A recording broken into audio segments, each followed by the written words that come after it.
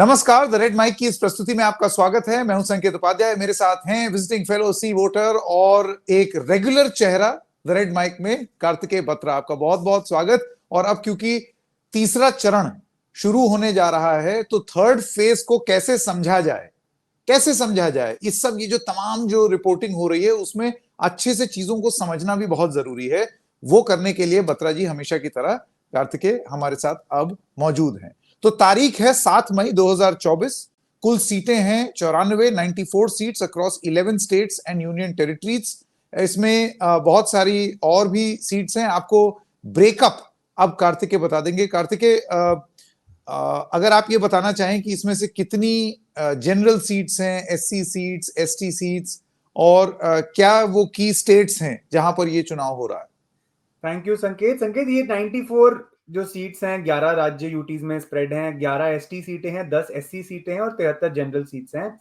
इसमें असम, बिहार, छत्तीसगढ़, महाराष्ट्र, कर्नाटक, मध्य प्रदेश, यूपी, बंगाल, दादरा नगर हवेली, दमन दीव, गुजरात और गोवा की सीट्स हैं। इस इलेक्शन में अगर आप देखें तो वन फेज इलेक्शन गुजरात में, गोवा में और Dadar Nagar Haveli and Daman and Diu में है। मतलब एक ही फेज में सारी सीटें यहाँ पे जा रही हैं। और बाकी इस इलेक्शन के बाद कुछ ऐसे राज्य हैं जहां पे चुनाव समाप्त हो जाएगा। छत्तीसगढ़ उसमें से एक है, कर्नाटक है दूसरा, असम एक राज्य है। तो इस राउंड के बाद इन राज्यों में इलेक्शन का प्रक्रिया पूरी खत्म हो जाएगी। अब अगर हम बात करें, महाराष्ट्र में कुछ की एरियाज इलेक्शन में जा रहे हैं, यूपी में कुछ की एरियाज इलेक्शन में जा रहे हैं।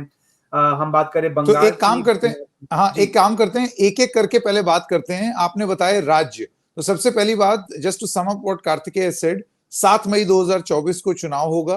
94 सीटें हैं, 11 स्टेट्स और यूनियन टेरिटरीज मिलाकर के। 73 सीट्स जनरल हैं, 10 एससी सीट्स हैं और 11 एसटी सीट्स हैं।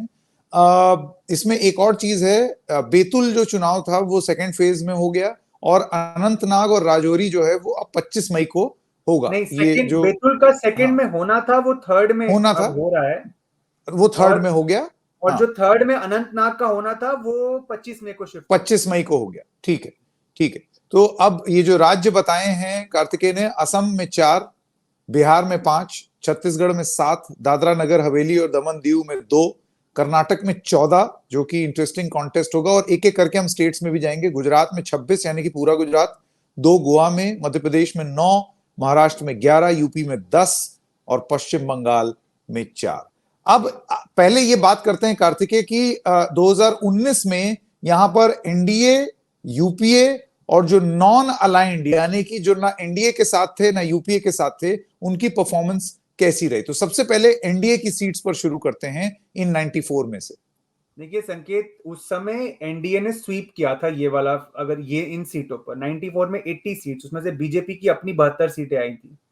और वहीं अगर आप यूपीए की बात करें, आईएनसी प्लस अलायंस पार्टनर्स, वो डबल डिजिट भी नहीं पा पाए थे, 7 सीटों पर रह गए थे वो। और 7 सीटें थर्ड मतलब नॉन अलाइंड पार्टीज को गई थी। वो तृणमूल हो गया, वो सपा हो गया, वो इंडिपेंडेंट्स हो गए। तो 80 वर्सेस 7, मतलब BJP and NDA have everything to lose and India alliance has everything to gain इस राउंड में। बहुत मतलब इंटरेस्टिंग, आप देखिए एक तरफा। और उसमें देखिए ना, हाँ, एक सबसे बड़ा कंट्रीब्यूटर तो उसमें गुजरात हो गया। 26 की 26 सीटें आई थी गुजरात में। मध्य प्रदेश में तब सारी की सारी सीटें पिछली बार बीजेपी को गई थी, केवल एक सीट छिंदवाड़ा की छोड़ के। छत्तीसगढ़ में 11 में 9 सीटें गई थी। तो अब हम यूपी में 80 में वो 62 सीटें लाए थे। यूपीए एनडीए 64-65 सीटें लेकर आया था। तो अब हम उन एरियाज में, we are dealing in those areas now जहां बीजेपी ने बहुत अच्छा किया था पिछली बार। हार्डकोर बीजेपी स्ट्रेंथ एरियाज हैं ये जो आप कह रहे हो। और आपके आंकड़े जो हैं वो बहुत क्लियरली बता रहे हैं। 2019 में एनडीए को इन 94 में से 80 सीटें मिली थी, जिन 80 में भी बीजेपी के पास 72 थी, जेडीयू के पास 3, मतलब शिवसेना के पास, एक पार्टी का हाँ, स्ट्राइक रेट 72/94, रफली एक पार्टी का स्ट्राइक रेट 80% है इस पूरे फेज में। 80% हाँ, स्ट्राइक रेट। और आप देखिए इसमें कर्नाटक में भी पिछली बार सारी की सारी सीटें बीजेपी की थी एक्सेप्ट 3 सीट्स। तो one way traffic, which is why I am saying कि यहाँ पे एनडीए को खोने के लिए है, इंडिया को पाने के लिए। लेट्स टेक सम पाने के एग्जांपल्स। लिए। अब कर्नाटक में आप देखिए, कर्नाटक में पहला फेज ओल्ड मैसूर हुआ। मैंने आपका जब टर्नआउट का शो किया था मैंने आपके साथ, मैप के जरिए मैंने दिखाया था कि कर्नाटक एक ऐसा राज्य है जहां पे सभी सीटों में टर्नआउट या सेम है या बढ़ा है। क्या मतलब वहां पे क्या कॉन्टेस्ट इंटरेस्टिंग है इसलिए पॉसिबल। तो if that is the logic, तो इसका मतलब कर्नाटक, जिसको हम एक स्विंग स्टेट मान रहे थे आपके चैनल में, मैंने जो बोर्ड कभी हमने शो किया था, तो अब हम उस एरिया में जा रहे हैं जो लिंगायत डोमिनेटेड बेल्ट है। सेंट्रल कर्नाटक, मुंबई कर्नाटक, प्लस मल्लिकार्जुन खड़गे जी की बेल्ट हैदराबाद कर्नाटक, जहां पे SC ST माइनॉरिटी मिलके 50% बनाते हैं, जहां पे ओबीसी कुर्बा कम्युनिटी भी काफी स्ट्रांग है। तो ये कर्नाटक में बहुत इंटरेस्टिंग चुनाव होगा 14 सीटों पे। हम बात करते हैं महाराष्ट्र की। A litmus test for mister Sharad Pawar party, new party, 2 नए सिंबल। आप सोचिए, एक शरद पवार जी का अपनी नई पार्टी का, और शिवसेना यूबीटी का। इस बार अगर आप कॉम्बिनेशन देखेंगे संकेत, आप एकदम हैरान हो जाएंगे कि जो इस राउंड में महाराष्ट्र में 2 सीटों पे एनसीपी लड़ रही है SS यूबीटी से। एनसीपी मतलब अजीत पवार जी की एनसीपी, एक पे NCP versus NCP Sharad Pawar, 2 पे बीजेपी वर्सेस आईएनसी, 2 पे BJP versus NCP Sharad Pawar. तो ऐसे कॉम्बिनेशंस हैं। And to top it all, the high profile seat of Baramati is going to the polls this time, जहां पे Supriya Sule is contesting against Ajit Pawar wife Sunetra Pawar. तो यहां पर अलायंस का टेस्ट होगा। शरद पवार जी की जो एनसीपी है वो कितना वेट पुल कर पा रही है अपना उसका, और जो ओरिजिनल एनसीपी जो अजीत पवार जी को मिल गई है, क्या वो वोटर्स को भी अपने साथ ला पाए हैं या नहीं। वेरी इंपॉर्टेंट, क्योंकि देखिए ये जो आप बात कर रहे हैं इसमें ओरिजिनल 2019 परफॉर्मेंस में एनसीपी को 3 सीटें मिली थी और शिवसेना को 4, और ये यूनाइटेड एनसीपी और यूनाइटेड शिवसेना थे। और अब इसमें जो विभाजन हो रहा है उसमें कौन सीट लेकर के जाएगा, और महाराष्ट्र में खास तौर से, और एक एक करके हम स्टेट्स के बारे में बात करेंगे। कार्तिकेय पहले वो बता दें, 2019 के परफॉर्मेंस में एनडीए में बीजेपी 72 थी, जेडीयू 3, शिवसेना 4 और एलजेपी 1। यूपीए में आईएनसी 4 यानी कि कांग्रेस 4, एनसीपी 3, और जो कहीं नहीं थे मतलब नॉन अलाइंड थे, इस बार ऐसा नहीं है, जैसे कि ऑल इंडिया तृणमूल कांग्रेस 2, सपा 2, एआईयूडीएफ 1 और इंडिपेंडेंट 2। अब इसमें से एआईटीसी 7 चुनाव तो नहीं लड़ रही तृणमूल कांग्रेस, लेकिन कहने को इंडिया गठबंधन में है, और समाजवादी पार्टी तो क्लियरली इंडिया गठबंधन में है। तो ये भी अब आप यूपीए या इंडिया गठबंधन जो भी बुलाना चाहें वो बुला सकते हैं। एक एक करके आइए स्टेट्स के बारे में कार्तिकेय बात करते हैं, बिल्कुल जिस तरीके से जानकारी कार्तिकेय बत्रा ने मुहैया कराई है। गुजरात, दादरा नगर हवेली एंड दमन एंड दीव, इसका असेसमेंट। इसका मैंने ये लिखा था इसमें कि 1 फेज इलेक्शन है। और गुजरात के बारे में अब आप संकेत, अगर एक कोई ऐसा इलाका है जहां we know what the result will be more और लेस, तो वो गुजरात है। कि गुजरात में साख है मोदी जी की और गृह मंत्री की स्वयं। तो गुजरात में मेरे को लगता है कि जो 26-0 की स्वीप चली आ रही है 2 बार से, उसमें शायद इक्का दुक्का डेंट लगा ले विपक्ष, लेकिन उसके बियॉन्ड मुझे कुछ खास सब्सटैंटिव डिफरेंस होता हुआ इसमें नहीं दिख रहा। गोवा में साउथ गोवा की सीट पिछले कांग्रेस ने निकाली थी, तो वो उम्मीद करेंगे वो इस बार भी निकाल पाए।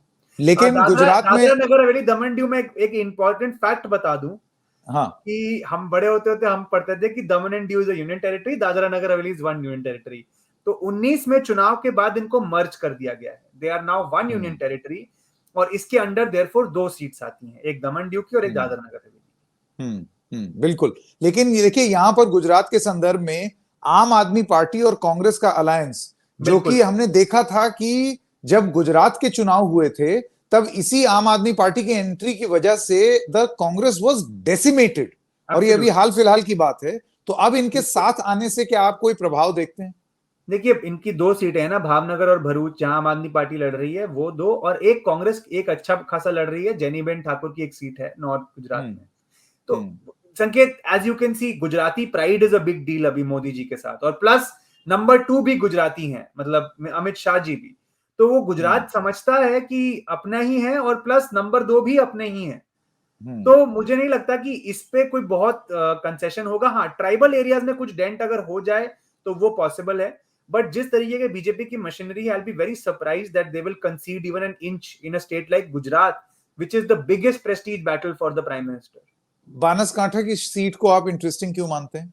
वहां पे जेनीबेन ठाकुर एक अच्छा इलेक्शन लड़ रही है, और अगर आप देखिए ट्रेडिशनली कांग्रेस नॉर्थ गुजरात में स्ट्रांग रही है। 2022 चुनाव की आपने बात करी, तो बनासकांठा का आपने उदाहरण दिया। देखिए, वो कोऑपरेटिव डेयरी वाला एरिया है, वहां पे कांग्रेस के अच्छे लिंकेजेस रहे हैं, हालांकि वो कमजोर होते रहे हैं विद टाइम। बट 22 के डेसिमेशन में भी अगर किसी इलाके ने कांग्रेस की थोड़ी बहुत लाज बचाई तो वो नॉर्थ गुजरात ही। हाँ, कांग्रेस एक अच्छा खासा आधार है basically, that is the reason. And then Geniben Thakor is a good candidate also. Correct. Karnataka के बारे में आप बात कर चुके हैं, अगर उसके रिलेटेड आप कुछ और बात करना चाहें, खास तौर से एक तो जो इलाका जा रहा है मुंबई, हाँ मुंबई कर्नाटका, हैदराबाद कर्नाटका और सेंट्रल कर्नाटका, लिंगायत जो हैं बहुत इंपॉर्टेंट रोल यहाँ पर प्ले करते हैं, स्पेशली सेंट्रल कर्नाटका, शिमोगा वाली जो बेल्ट है, येदियुरप्पा और बीवाई विजयेंद्र के लिए ये टेस्ट है। और सबसे बड़ी बात आपने बताया मल्लिकार्जुन खड़गे का इलाका है, तो कांग्रेस यहाँ सेंध मानने की कोशिश करेगी। The impact of JDS controversy, Prajwal Revanna के जो पूरा प्रकरण है जो सामने आया है, उसको कांग्रेस पार्टी ने भी बहुत दुखद, बहुत ही मतलब वो दुखद तो क्या मतलब, कानून का राज होता तो शायद इतना समय नहीं लगता कि पूरा चुनाव लड़ गए। वो हम वो कई बार डिस्कस कर चुके हैं। संकेत, इंटरेस्टिंग ये है कि मैंने कर्नाटक में लोगों से बात की तो ये पता चला कि इसका इंपैक्ट क्या होगा। हाँ, मैं पहले सीक्वेंस समझा दूं पहले कि हमारे न्यूज में ये सीडी का बात जिक्र हुआ फेज 2 के बाद, लेकिन मैंने कर्नाटक में लोगों से बात की तो अपेरेंटली ये सीडी, ये जो वीडियोस हैं, ये फेज 2 से पहले ही सर्कुलेट हो गई थी उन एरियाज में। There is an interesting catch here, ये अब इस फेज में जेडीएस का कोई कैंडिडेट ही नहीं है, तो अगर पॉलिटिकल कोई नुकसान जेडीएस को होना था वो पिछले फेज में ही होना था। बट हम जैसों को लगा कि अब ये वीडियो तो फेज 2 के बाद आया है, बट द ट्रूथ इज कि वो वीडियो इंटरनल सर्कल्स में सर्कुलेट हो रहा था कर्नाटक के साउथ ओल्ड मैसूर एरिया में, विच मीन्स कि इसका वीडियो का इंपैक्ट नेगेटिव जेडीएस को पड़ चुका होगा, और इस फेज में जो पढ़ना है वो बीजेपी को पड़ेगा।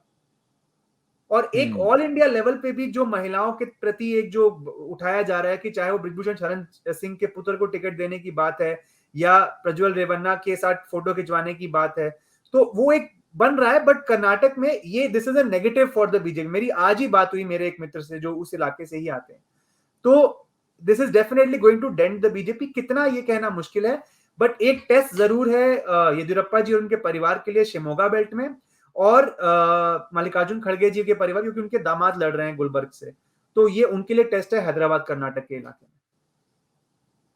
जी, आइए अब बात करते हैं अगले राज्य की, महाराष्ट्र। महाराष्ट्र में कोंकण, वेस्टर्न महाराष्ट्र और मराठवाड़ा के हिस्से जो हैं वो जा रहे हैं।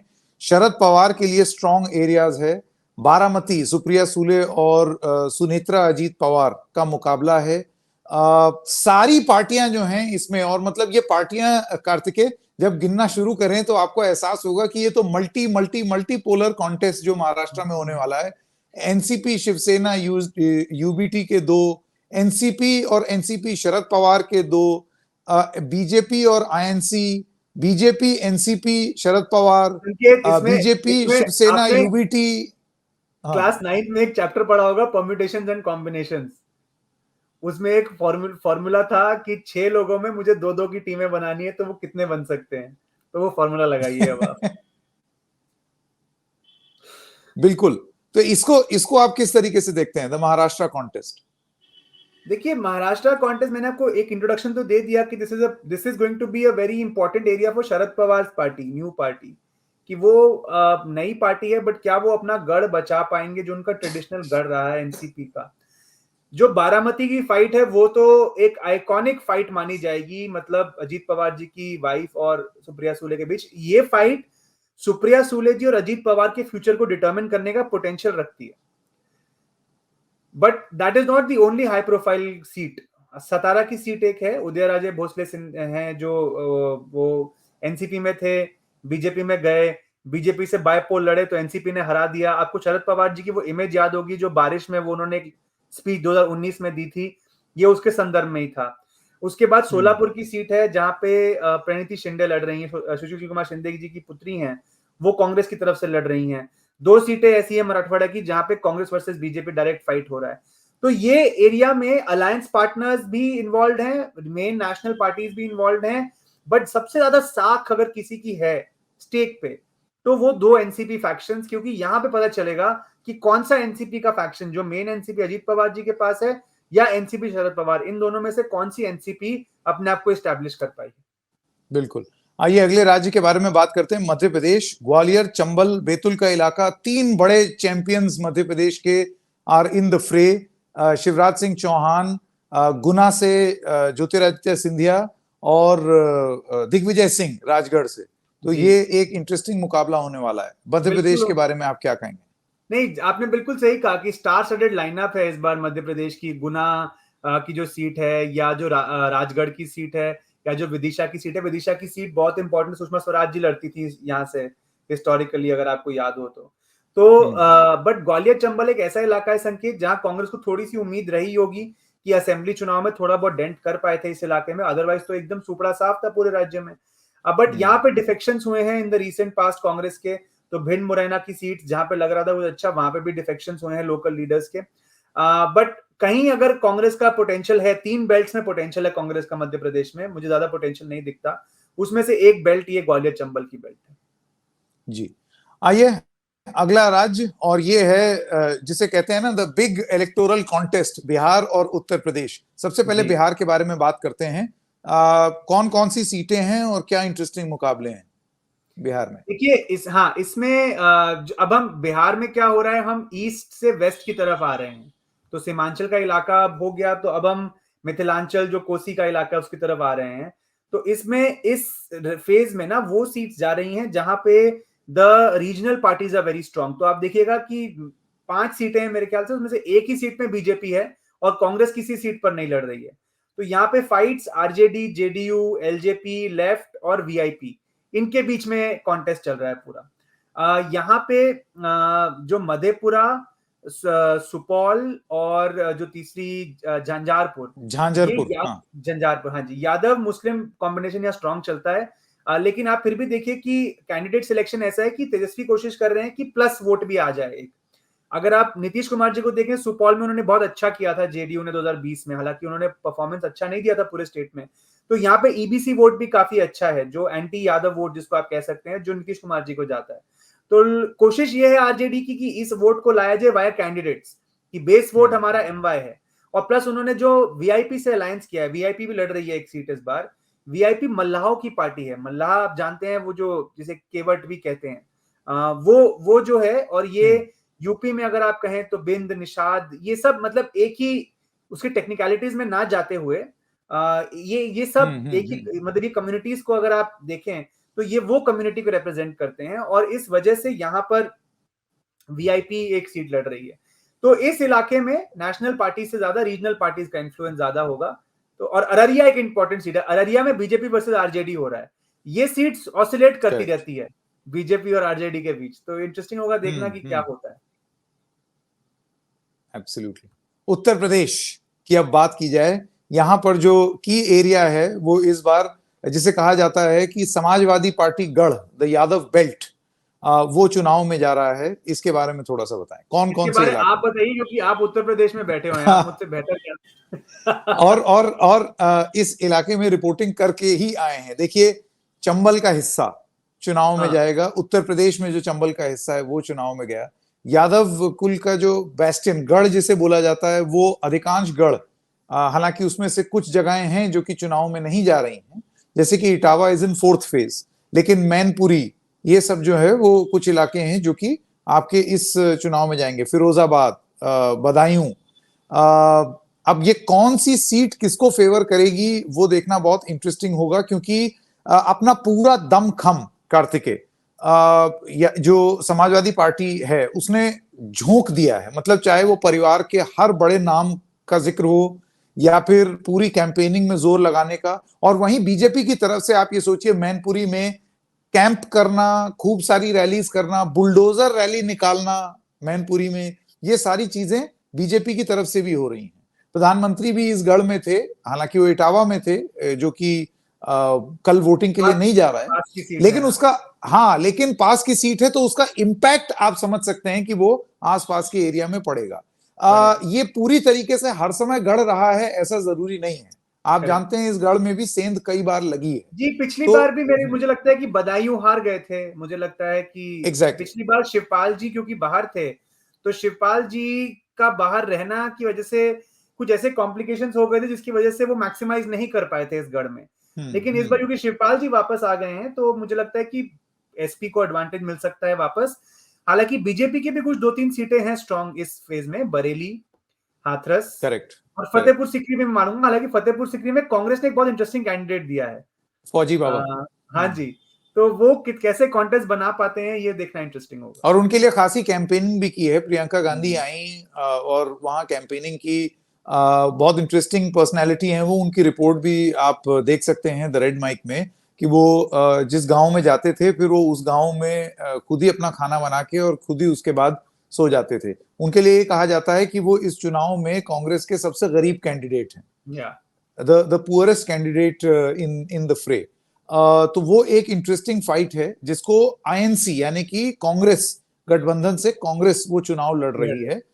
बरेली का जैसे आपने बताया है, बीजेपी ने संतोष गंगवार अपने बरेली के चेहरे उनको रिप्लेस कर दिया है, तो वो क्या कोई साख बना पाएंगे नया चेहरा? और क्या आरएलडी के साथ गठबंधन में एक इलाका है यहाँ पर हाथरस का, जहां पर वो आरएलडी का गठबंधन जो पहले 2 फेजेस में फैक्टर में था, वो हाथरस वाली सीट में भी प्ले में होगा, फैक्टर में होगा, तो वो कितना बीजेपी को मदद दे सकता है ये देखना बहुत इंटरेस्टिंग होगा। क्योंकि देखिए, लो वोटर टर्नआउट इन मथुरा अपने आप में बहुत मायने रखता है। इतने गठबंधन के बाद भी इस लो वोटर टर्नआउट का मतलब क्या हुआ, ये बहुत इंटरेस्टिंग है। संकेत मतलब कुछ भी हो सकता है, मतलब ये भी हो सकता कुछ है भी हो कि सकता इतना एक, जैसा कि हमने आपके शो पे एनालिसिस किया कि इतना एक तरफा भी हो सकता है कि एंटी बीजेपी वोटर को लगा कि निकलने की कोई जरूरत ही नहीं है। या ये भी हो सकता है कि वो नाराज थे। जब हम आप और हम मथुरा गए थे तो हमें तो ये दिख रहा था साफ कि वोट तो मोदी जी के नाम पे पड़ना है, हेमा मालिनी जी तो रेलिवेंट ही नहीं है हमारे डिस्कोर्स में। तो बिल्कुल। अगर इतनी स्थिति ऐसी है तो हो सकता है कि ऑपोजिशन वोटर ही ना निकले हो। तो ये इट इज वेरी कुछ भी हो, डिफिकल्ट टू से, ambiguous. Very difficult, very very difficult. Last state के बारे में बात करते हैं और वो है पश्चिम बंगाल। मुस्लिम डोमिनेटेड एरिया है, मालदा, मुर्शिदाबाद, जहां पर ऐसा नहीं है कि कांग्रेस बिल्कुल भी गई बीती, कांग्रेस प्ले में रहती है यहाँ पर। उल्टा यहाँ पे मुर्शिदाबाद, संकेत इस बार हाँ कांग्रेस तृणमूल का गेम खराब कर सकती है। हाँ, अगर आप पिछली बार देखें मालदा उत्तर बताइए में, थोड़ा वेस्ट बंगाल के बारे में थोड़ा डिटेल में। ये अब हम नॉर्थ से साउथ की तरफ जा रहे हैं। सेंट्रल बंगाल जो है ये पोरेस्ट पार्ट्स ऑफ बंगाल में से एक है, मुस्लिम डोमिनेटेड एरिया है। यहीं पर लेफ्ट और कांग्रेस की जो होना है वो होना है, यहीं से उनकी सीट आएगी जो आएगी। यहाँ पे देखिए, लेफ्ट से अलायंस ना करके तृणमूल ने समझदारी की, हम बहुत बार कह चुके हैं। बट तृणमूल ने जो कांग्रेस से अलायंस नहीं किया, अगर उसका खामियाजा कहीं भुगतना पड़ सकता है तो वो इसी इलाके में पड़ सकता है।